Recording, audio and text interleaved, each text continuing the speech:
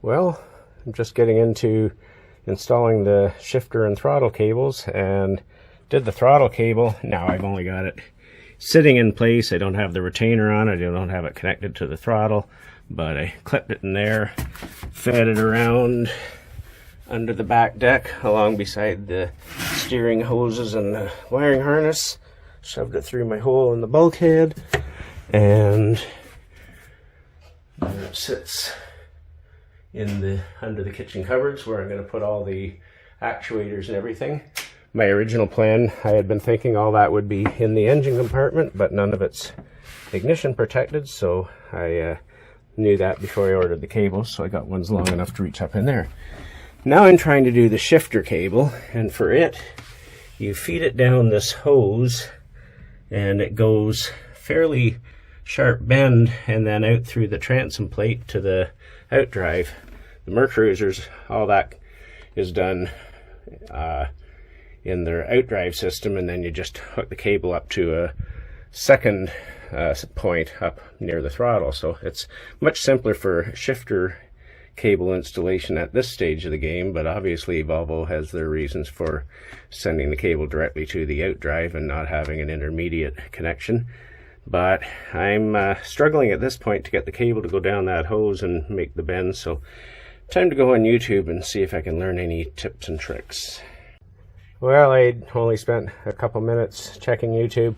I didn't really find anything. I'm sure I could have spent longer and looked, but I did see one thing, is the way this guide hose, it was way down here, and I saw the one guy who was changing it on a boat.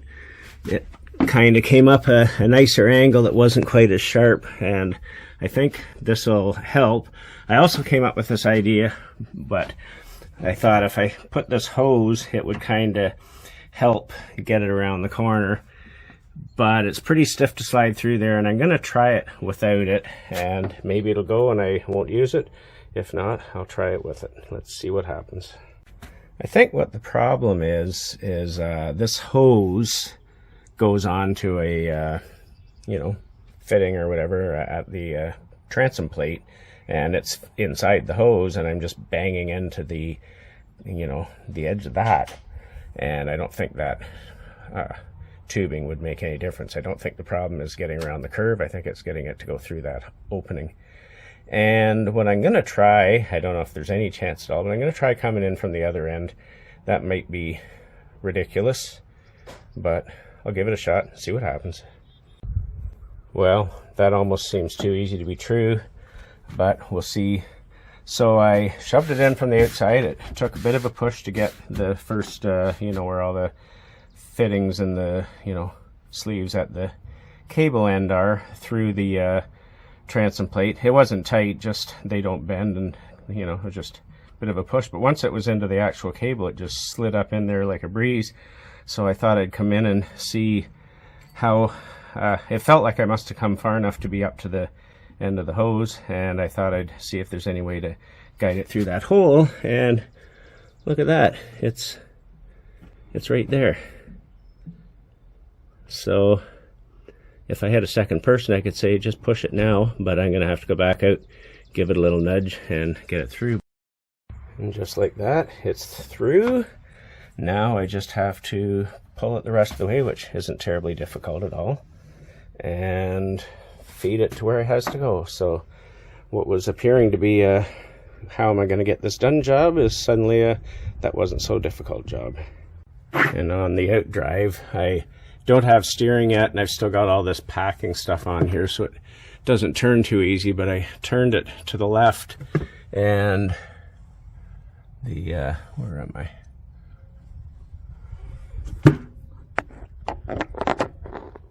Yeah, it just goes right up in there, and then eventually it comes down and out to this point here. That's the anchor for it, and then it goes out into the actual drive unit. But yeah, so turning the drive, it's a fairly straight shot. Well, I have the two cables installed now, not clamped down or anything, but routed, and I have it fastened in the Sterndrive brackets, so it's exactly where it's going to be out there. And when I was measuring the cables, I could only guess how long the shifter cable had to be. I could see how I was going to route the throttle cable, and I figured, well, by the time you turn and go up forward to the throttle, it's probably about the same to go out to the outdrive. But it ends up, here's my throttle cable and here's my shifter cable, about 1.5 feet shorter.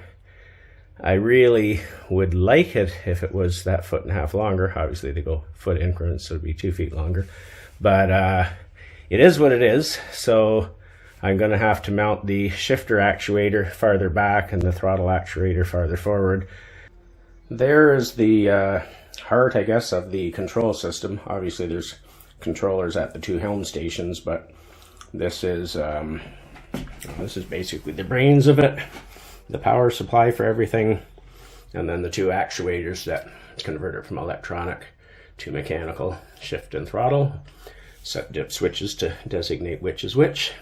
Thankfully a nice thick instruction book that is quite thorough, and various network cables, power cables, odds and ends. So now I get to try to figure out the optimum place to mount it all over here where it will be accessible in the future and just function well.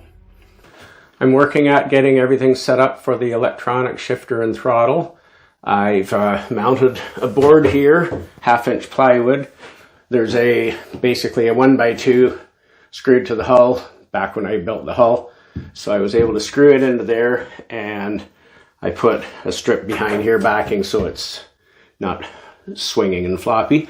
So these mechanical actuators, they have a network cable in and out and a power cable. And then this here is what mounts to the sleeve, the outer casing on the throttle or shift cable, and then the inner core attaches to this pin here, which goes in and out when this actuates it. And yeah, so then there's little dip switches right in there. There's 4 dip switches, and you set them up. It can be set up to twin engine or single. Obviously I'm in just a single. So I have this one set to be the throttle actuator, and this other one I've put the cover back on, but it's set to be the shift actuator. I have the shifter actuator mounted and the cable installed. Looks beautiful. So this guy here,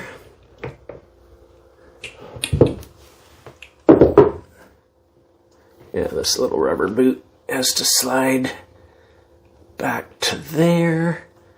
Not a huge need for a boot in here. It's indoors, should be out of the weather, but it has it, so I'll use it. So then if I put that should be somewhere in that neighborhood, I think. And that's, I don't know how far this advances. I guess I'll make darn sure I'm below it so there's no potential interference. So I think right about there. So I'll put 1 mark for my 1 screw.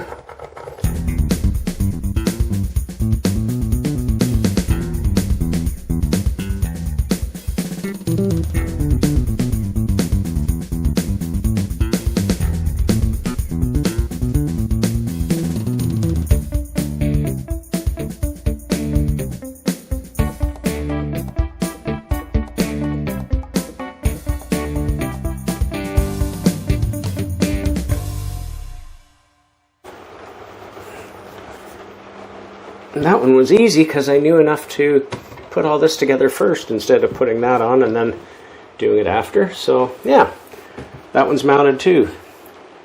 It'll be a little harder to see what I'm doing on these connections back here, but I can see these ones and know they're the same, so I can figure it out. So now I get to figure out exactly the positioning of these other 2 units. So I will carry on.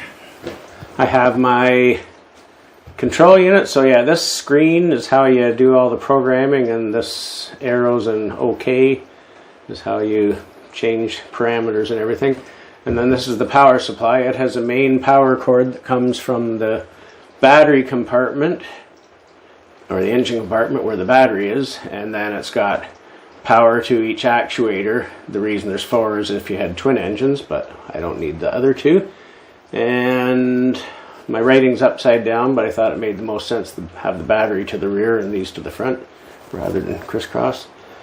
So now I need to sort out some cables. Just reading the instructions. So one thing you have to do is ground these. The shifters, the one up on the flybridge is already installed, and I know he put a ground wire from there to the ground bus that I have up in the flybridge. And they send you 2 little green cables to ground these, and you put them in a little screw there. This step here is quite handy, and too bad there will be cupboards in the way, otherwise this would be a great place to work away. So yeah, I've got the network cable. This one that's coiled up comes from the helm down below, and then there's a cable that goes up to the flybridge, and then from here you go over to the one actuator and out of it to the other, and then you have to put a terminator on the end of the network at this end, and there's one already up on the upper helm control. Now I'm going to get into the power cables. There's the one main power cable. I think it's 10 feet long, which is way more than I'll need, and it has to have a circuit breaker on it, which I just ordered off Amazon. It should be here tomorrow. And so it goes out into the engine compartment through my little spot with all my other wires passing through. I have it essentially put together. Well, I've still got these wires. So yeah, what I've done, I had to do a bit of rearranging here, because one thing they tell you, and I've been really careful of all the way through the construction of the boat, is that these network cables should not be routed next to power cables carrying higher currents. And they tell you not to route these power cables. They're okay with other ones for whatever on the boat, but they tell you not to route these power cables near these power cables. And so yeah, I've got our network cables for the NMEA 2000 and this CAN bus are up, fastened underneath a kind of 2x2 that runs along under the walk around there. And then down here is all our wiring harness for the engine and stuff, and power back to, I forget what all, well, some stuff also is underneath here. That's all power for bilge pump, trim tabs, power back to the blower from the switch on the dash, all those things. So there's all the power stuff is down here, and the network stuff is up here, and then it all kind of comes together in this area. And I had this coil of network cable over here before, and then I brought up these and put them with it and went, hold on, I don't know how critical it is. I get, especially if it's running 20 feet combined, they say it can cause interference. When you get to these units, there's a power cable here and a network cable here, and it's impossible to get them away from each other, but they're just passing by instead of bundled together, so I assume that's the difference. Now, as far as these cables go, one of these goes to the trim tab, well, from the trim tab switch wiring. This one of these is the trim tab switch wiring. So yeah, when you're up on the flybridge and you hit the trim button to adjust the trim or the Sterndrive, this little box here gets a signal through the network and says, oh, trim tabs, and then sends connects the switch to power the trim tabs.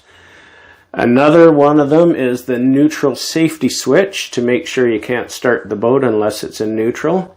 And the other one, and I'm not sure which is which, it's in the instructions, and the instructions say it's labeled, but it is not labeled. There's nothing on the box that says anything, but the instructions look the same as this, and it's this is this, this is this, this is that. The third one is something to do with a tack wire and something else, but it's nothing to do with running the tack. It's something to do with letting this unit know that the engine's running or something to that effect. So I believe I've got some wires run back here, and their tags say neutral start and key ignition. So yeah, one of these is the key ignition thing, the other is neutral start, and the other is the trim tabs. So I still have that to deal with, but I'm making progress. I believe I've done all I can with the control system until I have the outdrive on and the battery installed and, you know, everything powered up, so where I can actually calibrate everything and, you know, adjust all the travel on the cables and everything. But I got the yeah, so this wire here runs back to the back, and it's the trim.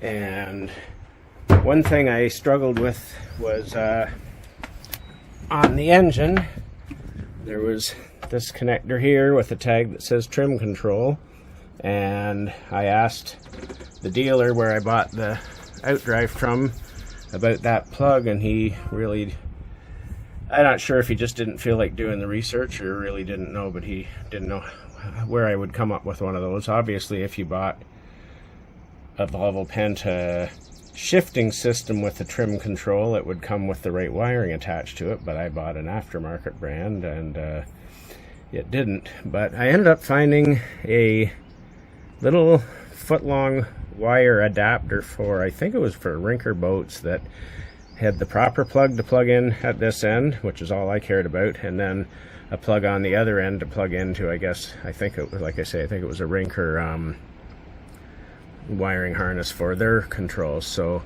I forget, I think it was 10 bucks or might even been 20, whatever it was money well spent. I have the actual proper connector, so I could clip it in there. And then yeah, the other two cables here, this one here is the neutral safety switch, so you can't start the engine unless this thing has it neutral. And the other cable is or not this cable, this other cable here is, I believe, what it does. And you know, a lot of this stuff I figured it all out last year, and then I forgot over the winter, but I checked up front and it is connected where I'm sure I figured it was supposed to be connected. But I believe its purpose is to tell this unit that the key is turned on to activate the unit, basically. So yeah, it's called the key switch, or key something. So yeah, so there's that. So yeah, it's all hooked up, the wires are tucked away. I ended up moving this down a bit. I had it up about 3 inches higher.